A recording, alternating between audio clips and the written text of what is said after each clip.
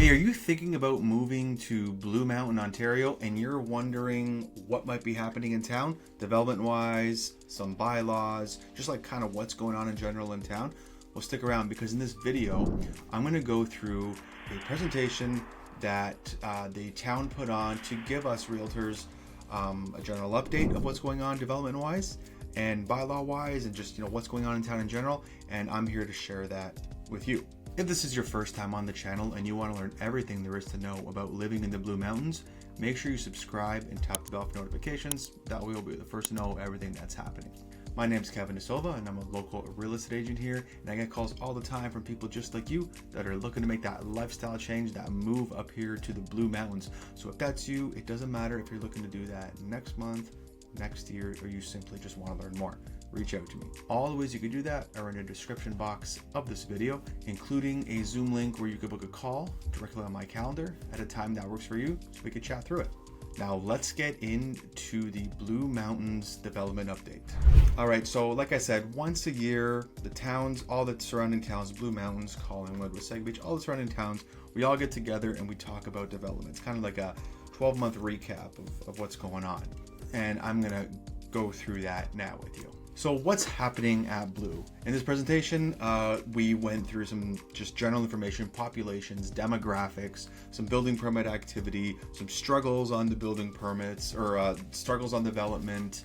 We'll go through that. Some recent approvals, what's been approved, what's under construction. So we're gonna go through just a few of those things high level. So growth management. All right, so right now, according to the 2021 census, the town of Blue Mountains has a population of 10,200 and 4,700 current households. That's 2021.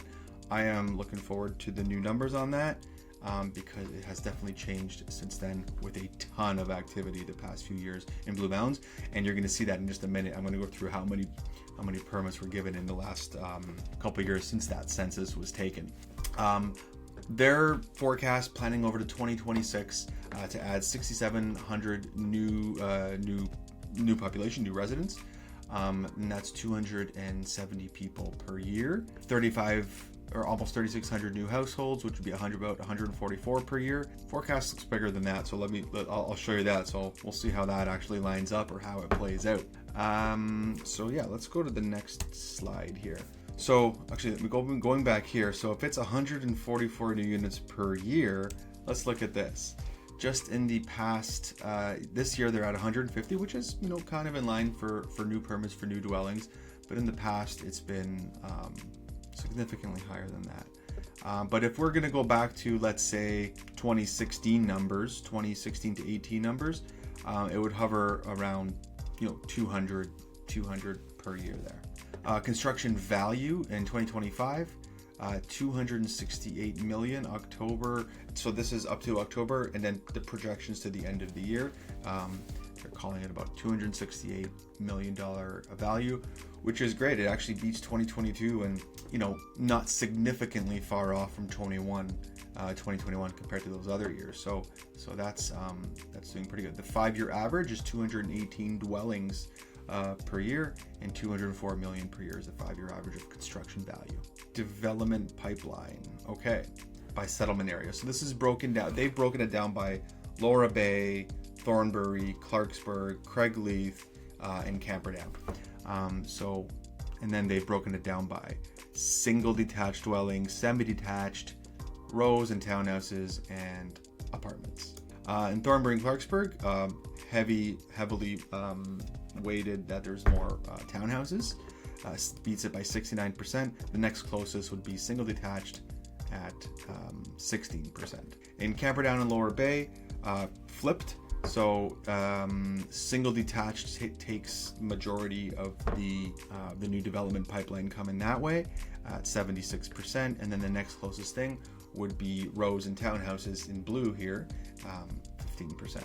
In the Craigleith area, it's a little bit more weighted, a little bit more similar between the single detached still takes it, but the rows and townhouses aren't too far behind. So it's just a little bit equally weighted more than some of the other settlements in Blue Mountains.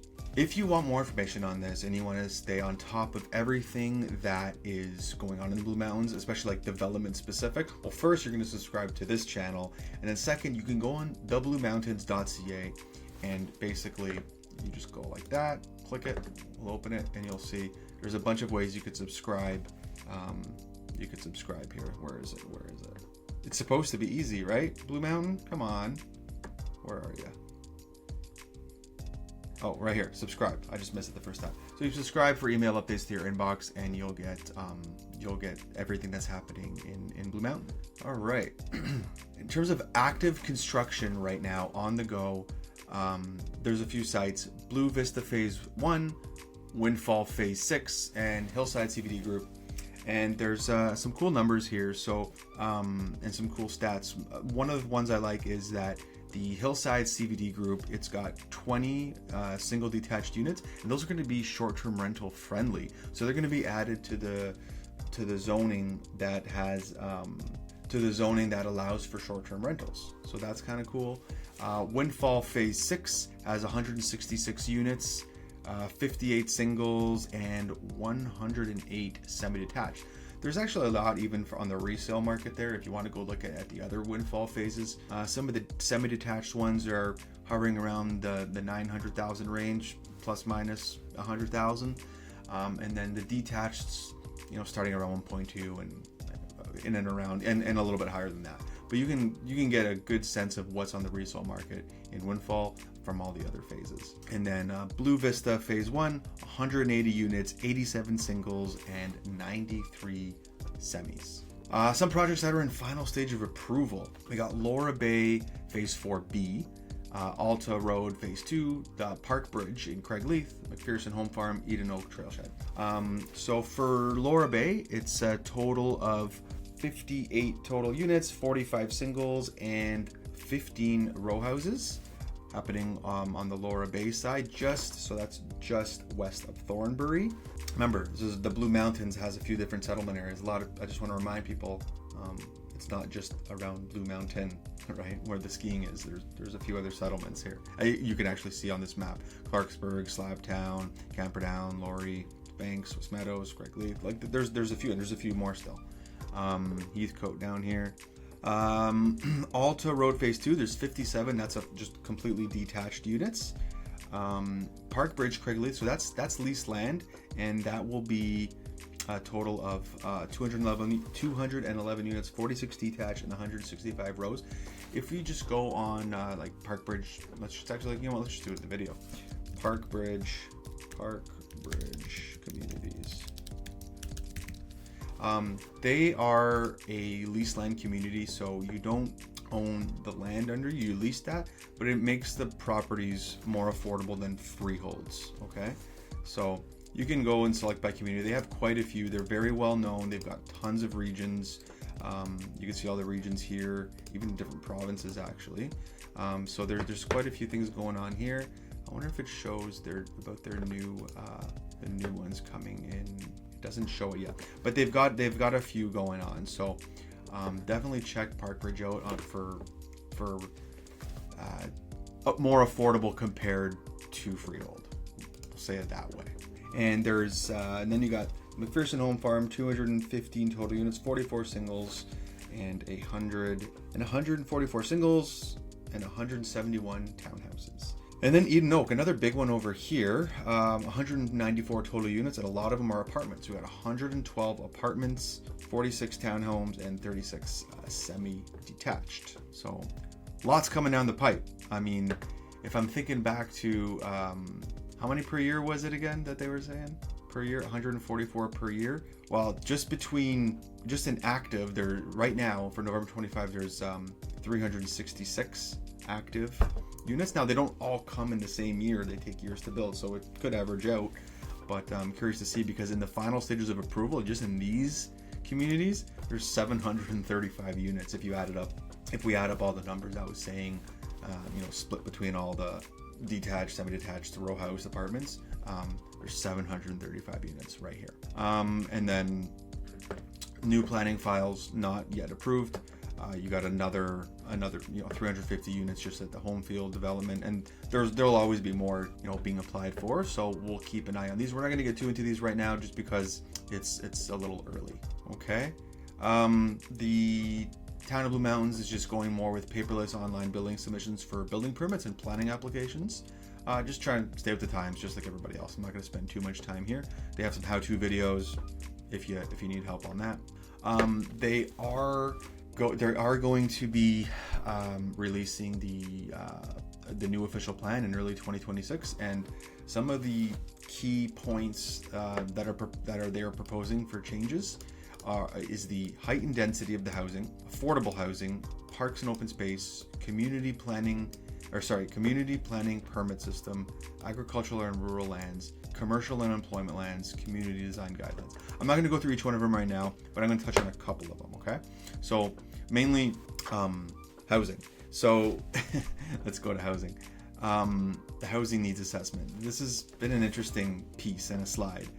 So the greater population of the area is over 60, okay? Now, 2/3 of housing is overhoused. It's basically large homes and like 2 people living in them, right? Or just a couple people living in them, 2 or 3, or sometimes even 1. So it's really just overhoused. And 80% of the housing is single detached. So again, going back to some of the diversity of what they're coming to build, there's a lot more row housing, townhouses, apartments, semis. So that's to kind of get this more balanced out, right? And then the biggest issue being what's affordable versus the market rate.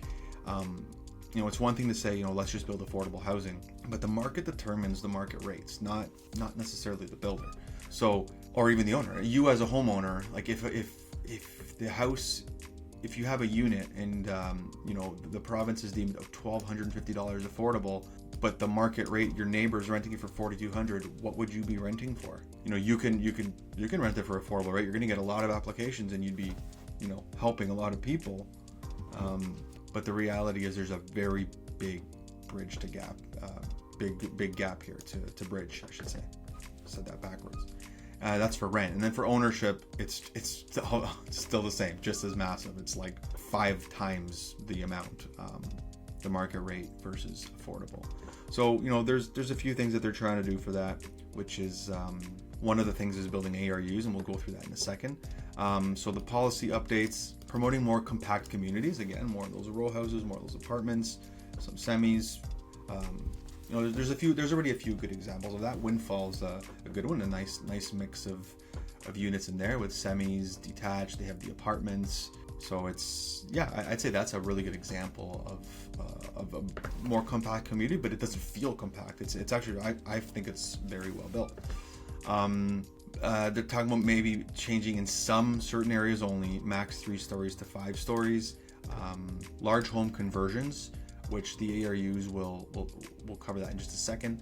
And then talking about permission for 3 dwelling units on a property. Right now it's not 3, but maybe that's something we can get to create some more affordable housing and attainable housing. And then some minimum percentage inclusions in new large projects for affordable and attainable, maximizing development potential for new projects, and then town and county grants. Like Collingwood has a few good grants in partnership with Simcoe County for the ARU program, which we'll touch on now. So one thing they want to do is try to raise it to 3. Right now it's 2, and then 3 in some cases. So and then there's a few different setups. So you can have like a converted garage in the back. You might have seen this if you've seen any of my other development updates on like Collingwood or Wasaga Beach, Tiny. Everybody's trying to do the same thing here with these ARUs. Basement conversions, converted, like basement's one of the most common ones. Finish your basement, rent it out. But converted garage is another one, or an attached, like a different attached unit to the house, or a detached unit, the ARUs.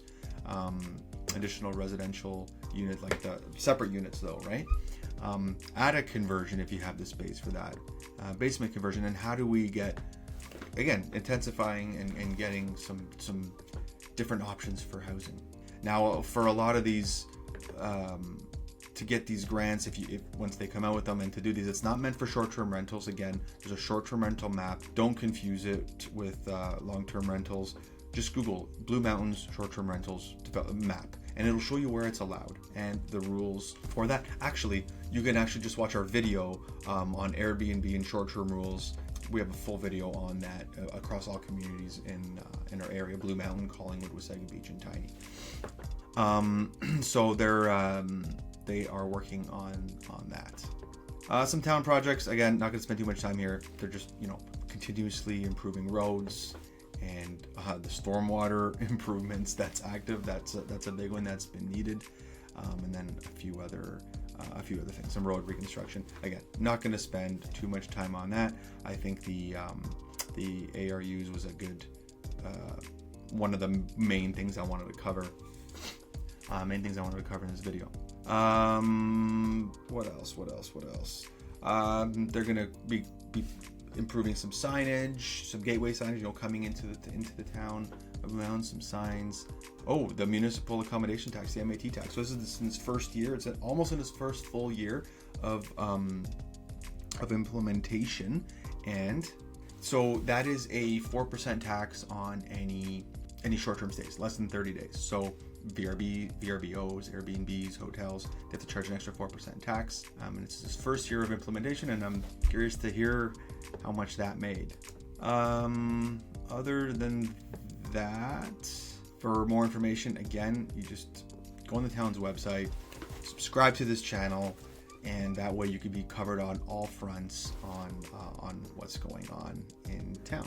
If you want to learn anything about developments, where they're at, just Google Blue Mountains planning development activity map. Yeah, Blue Mountain development activity map. Yeah, so then you can literally click on any of the ones in the area. There's a good legend on what stage they're at. You can just click on them. You can see how many units they are. You can click on more information to learn more about them. It's a very resourceful page right here. I hope you found that valuable. I know it was high level, but there's some good things to know if you're thinking about moving to Blue Mountain. There's a lot going on. There's a lot of building going on, right? There's a lot in the pipeline. And yeah, there's challenges with that, right? Like with affordability and how to get the right mix. So yeah, I hope you found that valuable.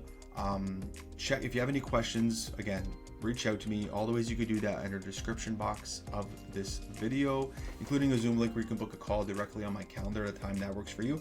And we can do this exercise over a screen share interactively together and learn about your wants and needs. I'm looking forward to helping you make a smooth move to the Blue Mountains, Ontario.